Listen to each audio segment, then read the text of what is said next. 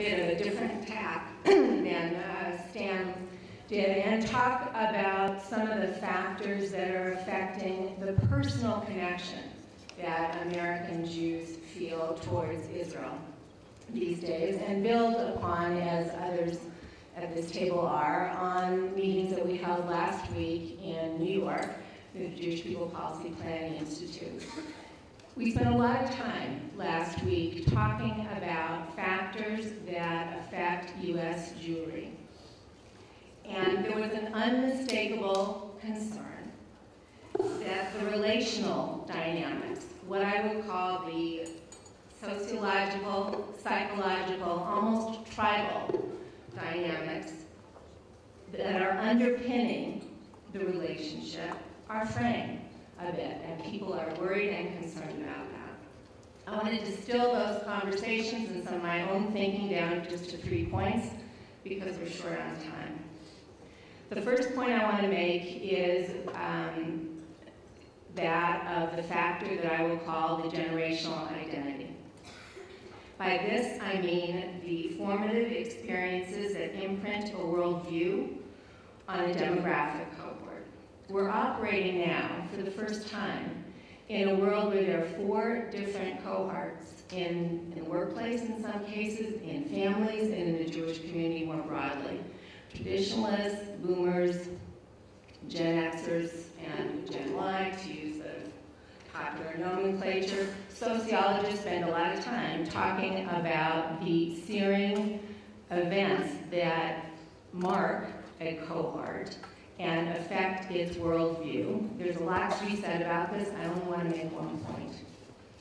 And that is, for our discussion, traditionalists and boomers are much, much more comfortable with the sense of Jewish distinctiveness, separation, difference, than are Gen Xers and Gen Yers. There is not the same sense of comfort with tribe as there were in predecessor generations. Why does that matter? It matters because it affects behavior. And you see that in the second factor that I want to talk about, which I'm going to call household situation, which includes things like marital status, family makeup, and extended family structure. As a result of the extraordinary integration of the Jews into the U.S. culture, which really has accelerated over the past several decades, the older cohorts differ dramatically from the younger cohorts in some important ways.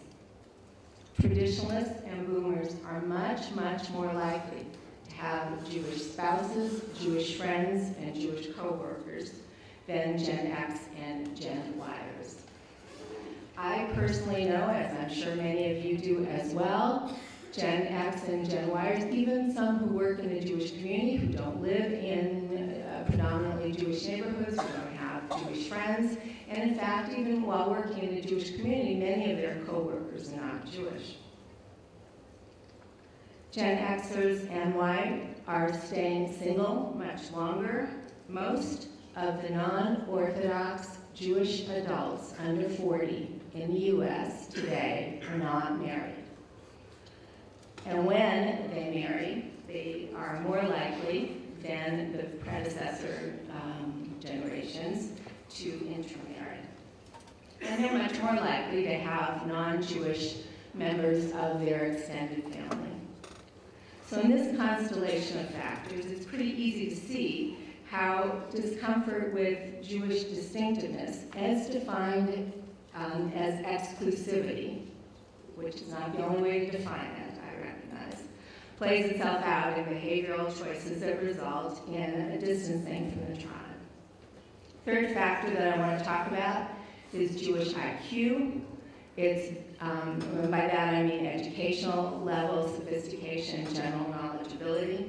It's well documented that the younger generations that are not Orthodox in the U.S. are less knowledgeable about our texts, our Hebrew language, and Jewish culture as expressed in art, music, and literature. There's some very important exceptions that I want to make note of. There is amazing creativity in Jewish sites on the internet that have very low barriers of entry. There's fantastic entrepreneurial, cultural activity on the ground in Israel and in the US. In the US, you can think of something like storytelling as an example of that. And there is a very significant penetration of social networking sites, that, many of which bring together Jewish interests and Jewish sensibilities. And the penetration of social networking use among the younger generation is pretty close to 100%, in the 90%. Basic storyline isn't new,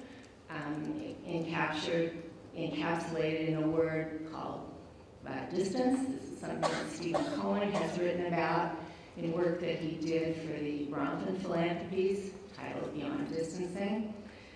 Many of these issues have been discussed. I'm sure a lot of those of you in this room have thought about them and debated them. The only good news about how long these issues have been present is that as a community, we have a lot of experience in creating and implementing programs designed to address these considerations.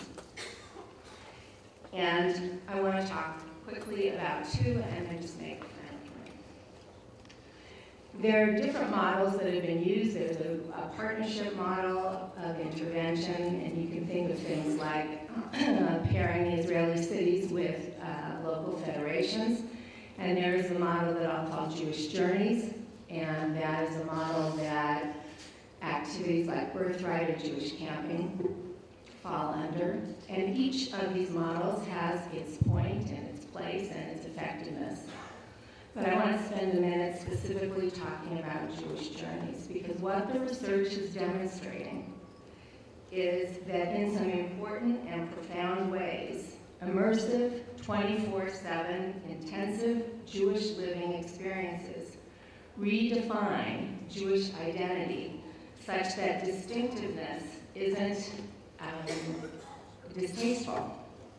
These intense, immersive activities open the possibility that Jewish identity is not seen by the younger cohorts as exclusionary, but rather inclusionary and involving them in a larger and attractive Jewish communal home. And in so doing, what these immersive programs create is an open pathway for Klal Israel, the concept of the greater Jewish people, to take root.